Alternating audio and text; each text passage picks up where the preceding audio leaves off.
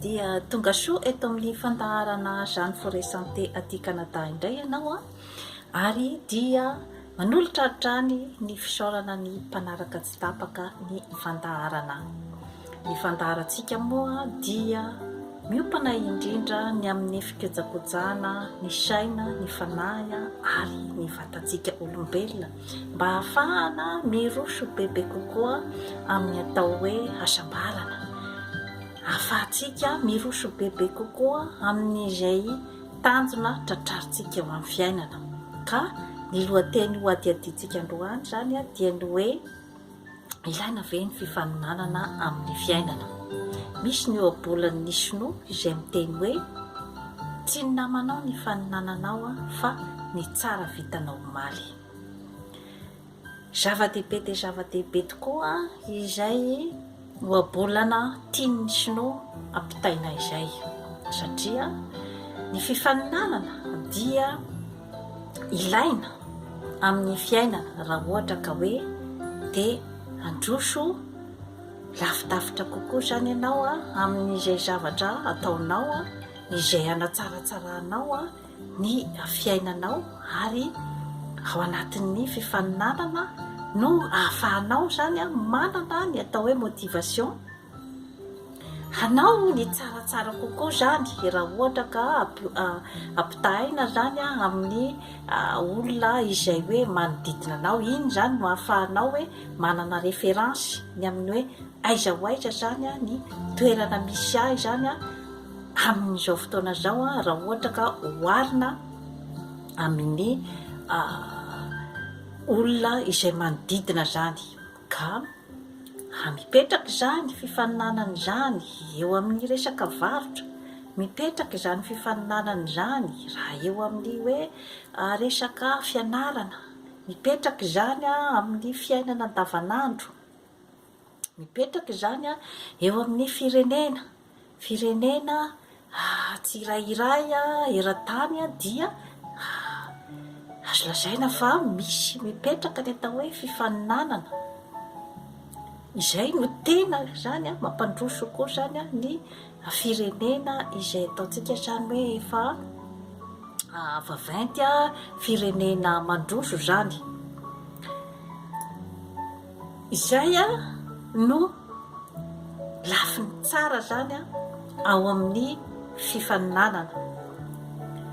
Inona indray kosa nefany ny lafiny ratsy izay raha ohatra ka tsy voalanjalanja tsara zany io fifaninanana io fa entina fotsiny amin'ny fo mangotrakotraka sy hafanapo be loatra ny fifaninanana dia mety hanimba. Izany hoe raha ohatra ka tsy lanjalanjaina zany fa entina fotsiny ohatra hoe andehanana hidefier olona anankiray na hidefier situation anankiray, eo izy zany raha ohatra ka tsy voalanjalanja dia mety miteraka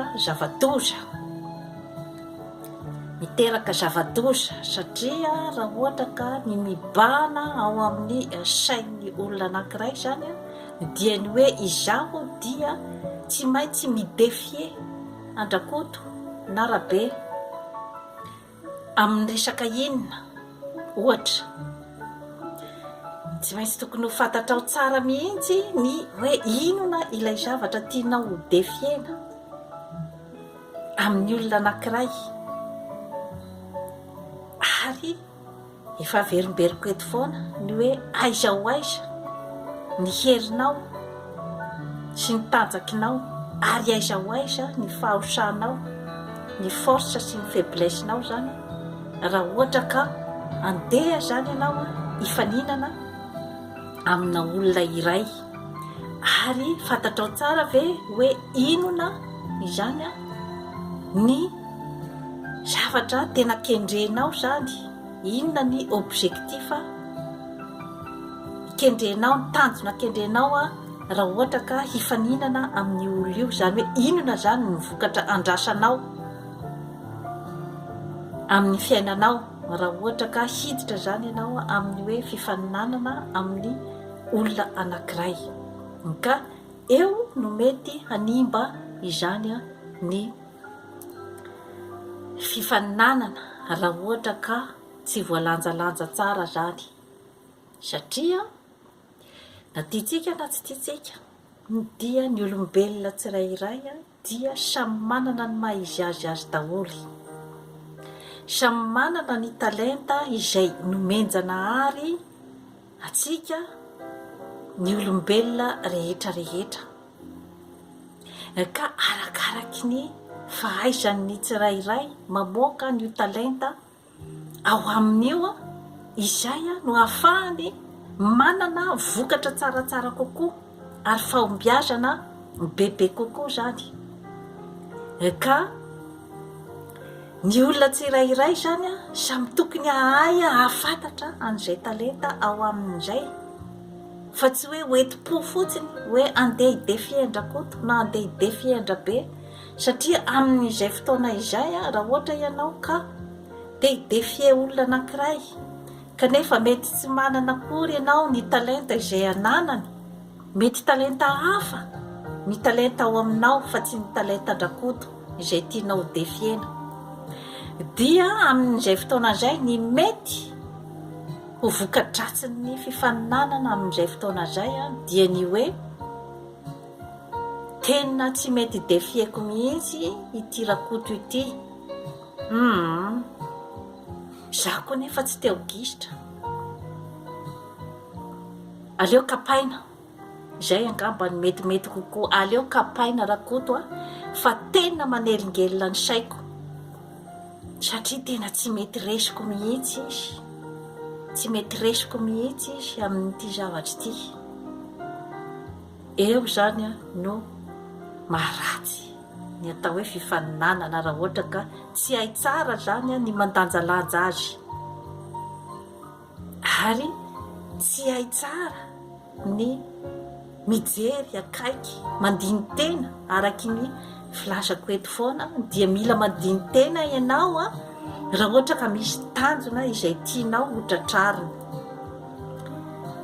dia ny hoe aiza inona ny talentako, aiza ny forceko ary aiza ny faiblesseko manoloana n'ity zavatra ataoko ity, satria raha ohatra ka ny fifaninanana te hidefie andrakoto sirabe zany izay no mibahanao an-tsainao alohan'ny hoe fahafantaranao zany ny hoe ahoana zany inona ny fitaovana hoentiko anatanteraka ny zavatra iray izay tanjona izay tiako hotratrarina.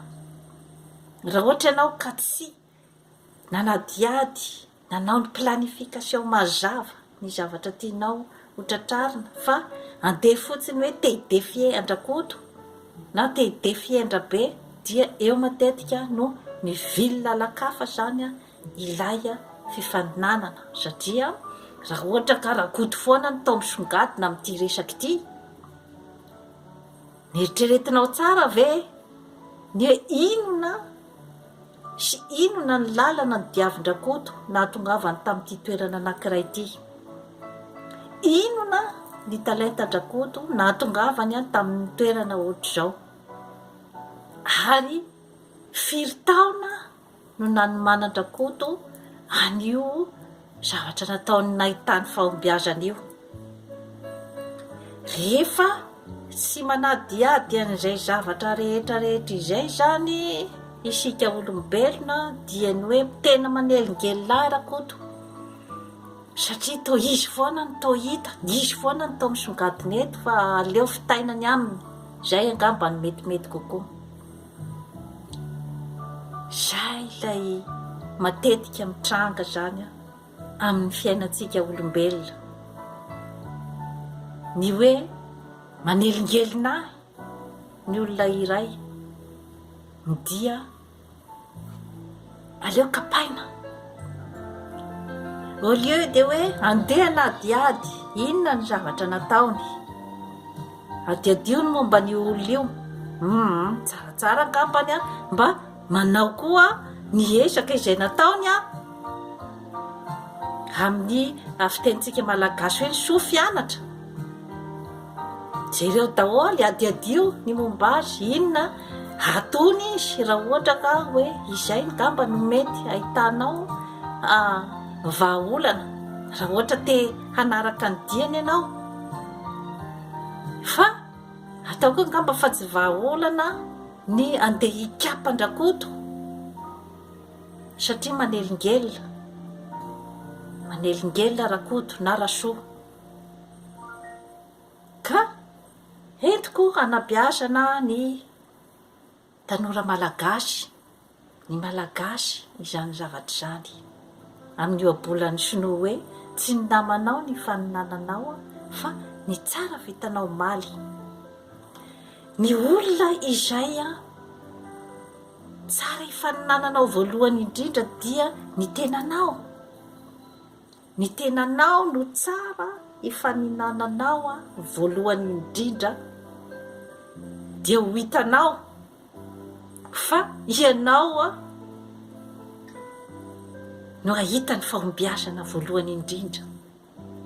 Satria raha ohatra ka mipetrapetraka tsara hoe inona ny tanjona izay tiana hotratrarina, raha mipetrapetraka tsara ny hoe ahoana zany ny fomba hanatanterahako hatongavako amin'io tanjona izay tiako hotratrarina io, dia mino marimarina fa ahita fahombiazana izay tena ataontsika hoe mihoatra izay nandrasanao ianao. Fa ny zava-misy dia ny hoe iza no songadiny eto an-tanàna eto, izy ianao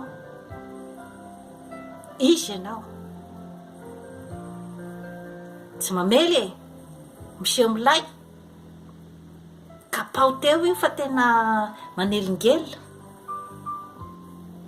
Izay matetika ny zava-misy amin'ny fiarahamonitsika, indrindrandrindra ny fiarahamonitsika ao Madagasikara. Mila miova, miezaha rehefa misy ny zavatra atao dia mila fosa, ampiasao ny saina, ampiasao ny fahaizana, ampiasao ny zavatra rehetra, ny herim-batanao ray manontolo, ny energia izay hoentinao manatotosa ny zavatra rehetra, ny objectif izay tianao hotratrarina amin'ny fiainana. Fa tsy mety ny hoe mifaninana no dia manitsana ny hafa, tsy mety. Miezaha sahala amin'ny manao korsana sprint, miezaha mafy mba ho tonga amin'ny tanjona izay tratrarinao. Fazararahana fantsika ny lalan'ny ny koloaran'ny olona eo akaikinao, izay mantsy ny matetika, ary izay no mahatonga ny fifamonoana, izay no mahatonga ny fifandrefesana, nefa mitondra antsika makaiza. Izay tafita dia hoentina miverina, pepona izay tafita mba hitovy tantana amin'ny rehetrarehetra. Tsy mamely ny toe-tsaina ohatran'izay. Milofosa ao amin'ny toerana misy ianao, ao amin'ny teritoaranao, aza mamely ny hafa. Satria rehefa samy tsy tafita daholo dia tsy tafita ny firenena. Tadidio tsara izay. Rehefa samy tsy tafita dia ny vahiny ihany no andeha hiprofity ny taninao, hiprofity ny fananana rehetrarehetra sy ny avantage rehetra ao amin'ny taninao. Raha ohatra ka ianao tompon-tany tsy mahay mifandamina ny amin'ny hoe samy miezaka ho tonga amina tanjona izay tratrariny ny rehetrarehetra, aza fatsipatsihana ny lalan'ny namanao, aza fatsipatsihana ny lalan'ny mpiray tanindrazana aminao. Ary rehefa mahazo fahefana ianao dia izay no antony ametrahananao eo ny hanasoavanao ny firenenao, ny vahoaka izay entinao, ny hanasoavanao ny fiainana, fa tsy hoe ianao indray ny faninana amin'ny olona entinao. Zava-dehibe ny fahafantarana ny zavatra ohatra zany. Ny résultat izay andrasana aminao dia ny hoe ny olona ao aminao manana ny maha-izy azy miakatra ny farim-piainana, miaina sahala amin'ny olombelona rehetra. Izay no andrasana aminao, fa tsy hoe ianao indray no hifaninana amin'ny olona izay tantaninao. Diso lalana dia diso lalana izay zavatra izay. Satria fifaninanana izay azo lazaina fa tsy ara-drariny. Satria raha ohatra ka ny vola zany tokony hanasoavanao ny olona izay tantaninao, alainao daholo, dia tsy mandeha amin'ny ara-drariny izay zavatra izay. Anatsaratsarahanao ny fiainanao. Izany hoe ianao zany manana depary goavana dia goavana zany par rapport amin'ny olona izay no antony hametrahana anao eo ny hiay azy. Mila jerena akaiky dia akaiky izay zavatra rehetra izay. Raha lamaody aty Amerika avaratra, aty amin'ny tany vaventy, ny milliardaire sy ny millionnaire tadidio fa fotoana ela dia ela no niomanina n'izany firenena vaventy izany nahatongavany teo amin'ny toerana misy azy io. Fotoana ela dia ela, aman-taonany maro, aman-jatony maro. Ka izay ny fitaka matetika arentirentin'ny firenena vaventy ny hoe ohatr'izao sy ohatr'izao ny fomba fiainany, arentirentiny any amin'ny firenena madinika, dia lasa tokoa fa roboka handeha hanao ny karazam-pifaninanana amin'ny zavatra efa niomaniny efa hatramin'ny ela dia ela nahatongavany teo. Dia ny karazany mamitaka ihany ny tany madinika, ny fampirentiretiana aminy ny atao hoe millionnaire sy milliardaire izay azo amin'ny alalan'ny inona. Raha ohatra ka lalan-dririnina fohy sady mora no arentirentinao aminy nazahoany an'ilay miliara, ianao nefa ny sasatra nandritry ny taona maro dia maro ny nahatongavanao teo, ny nampandroso ny taninao teo. Mila mieritreritra isika aty amin'ny tany madinika, mila mieritreritra ny hoe inona ny zavatra izay mifanentana aminao. Moa ve ny fomba fiainany aty, ny fomba fitondrany fiainany aty dia afaka zato isan-jato ho entina miaina any amin'ny taninao? Moa ve ny ilay valeur aty amin'ny tany vaventy dia valeur koa mitovy any amin'ny tany misy anao? Satria misy ny atao hoe valeur izay non périssable, ka rehefa tsy mandinika ianao ao anatin'ny fifaninanana dia mety ilay valeur, vraie valeur non périssable entin'ny fifaninanana fotsiny ianao dia midinao mora, ary mety hamidinao mora hatramin'ny tanindrazanao noho ny fifaninanana. Tandremo izay vision izay, satria misy ny valeur izay ataontsika hoe tsy voavidim-bola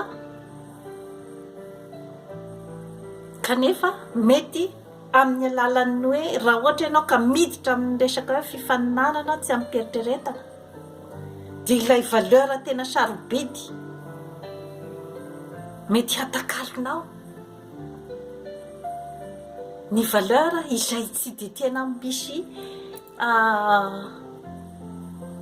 vidiny loatra kanefa valeur imposena fotsiny, valeur entina hamirapiratana fotsiny. tandremo fa ny fifaninanana dia entina hananana ny motivation hoentina handroso bebe kokoa fa tsy entina hifamitena. Tsy ny namanao ny faninananao fa ny tsara vitanao maly. Izany rehetrarehetra izany dia ao anatin'ny ezaka hatrany isan'andro miezaka ianao manao tsara ny asanao. Raha manao entreprise ianao dia ezaka avy any aminao ny mampandeha ny entreprisenao satria raha misy ny hoe fidélité ny clientèle izay batisevanao amin'ny entreprise dia satria nakasitrahany ny zavatra izay atolotrao ny clientèle.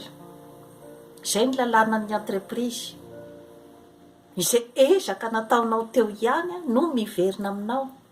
Raha négligenao ny clientèle dia mazava ho azy fa tsy hisy ny fidélisation ary dia hikatona ny entreprisenao. Tsisy hafan'izany ny fiainana andavanandro, ny zavatra rehetra izay ataonao dia ataovy tsara, mila mifaninana amin'ny tenanao ianao fa tsy ny hoe priorité-nao dia ny hoe hidefiendra koto na hidefiendra be, satria rehefa miditra amin'izay zavatra izay dia izay le atao hoe miditra amin'ny fifamitehana.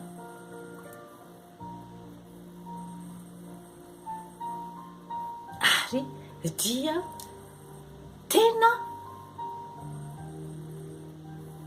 record amin'izany zavatra zany ny firenena sinoa ohatra amin'izay hoe tsy ny namanao ny faninananao fa ny tsara vitanao maly. Mazoto miasa reny olo reny, mazoto miasa reny. Izy tsy variana amin'ny blabla na ny resaka théorie na ny resaka anina fa sady rehefa miasa izy dia tena en exécution tanteraka mihitsy. Izay tafiditra ao anatin'ny kolotsainy ny hoe tsy ny namanao ny faninananao fa ny tsara vitanao maly. Tafiditra ao anatin'ny kolotsaina ny sinoa zany zavatra zany, ary tafiditra ao anatin'ny kolotsaina manaovany an'ireny méditation reny, anaovany ny sakafo ara-pahasalamana, ny hafahany manana ny saina tony entiny miasa nefa miasa ao anatin'ny ataontsika hoe angovo tena matanjaka dia matanjaka, ahafahany mahazo vokatra bebe kokoa. Ka izany zavatra rehetrarehetra izany dia entiko anetana na antsika malagasy, anetana na ny tanora ny amin'ny hoe toe-tsaina entina mandeha amin'ny fiainana. Kanefa ny tanora ihany koa nefany sy ny olona ao amin'ny tany iray, ny vahoaka ao amin'ny tany iray dia nahanana ny ataontsika raha hoe ny finiavana sy ny fahatsara-po hanao zavatra dia miakina ihany koa amin'ny politika izay apetraky ny mpitondra. Ny mpitondra no afaka hanampy azy, izany hoe manao ny asany araky ny tokony ho izy. Ny mission izay apetraka aminao dia ny hanatsara ny fiainan'ny vahoaka, hampisongotra ny farim-piainan'ny vahoaka. Missionanao izay nametrahananao teo, rehefa tsy vitanao dia aza mandeha eo. izany hoe ao anatiny izay famolavolana ny toetsaina rehetrarehetra izay a tsy andeha akory ianao hoe vetivety eo dia hifaninana amin'ny tany vaventy ny amin'ny hoe zao sy zao sy zao zany ny fomba fiainan'ny tany vaventy tandremo inona ny zavatra misy ao aminao ahafahanao miainga aloha ary miainga hatrany amin'ny hoe famoronana hoe inona no zavatra ataoko hampandroso any ty taniko ty amin'ny alalan'ny hoe inona ny valeur misy ato amin'ny taniko ary inona ny toetsaina ato amin'ny taniko ary inona no harena misy ato fa tsy afaka hiditra amin'ilay hoe fifaninanana bêtement fotsiny hoe ty défier ny tany ohatr'izao na ny tany ohatr'izao tsy maintsy miainga amin'izay fahafantaranao ny maha izy azy ianao zay izay ihany no hahafahanao na ny tsirairay na ny vahoaka tsirairay na ny mpitondra dia tokony mirona amin'izay toetsaina izay dia toy izay sy toy izay indray no azo atolotra antsika zany dia manao fa abonnement amin'ny Jeanne Forêt Santé aty Canada fa hanatsara ny fiainanao. Bye bye.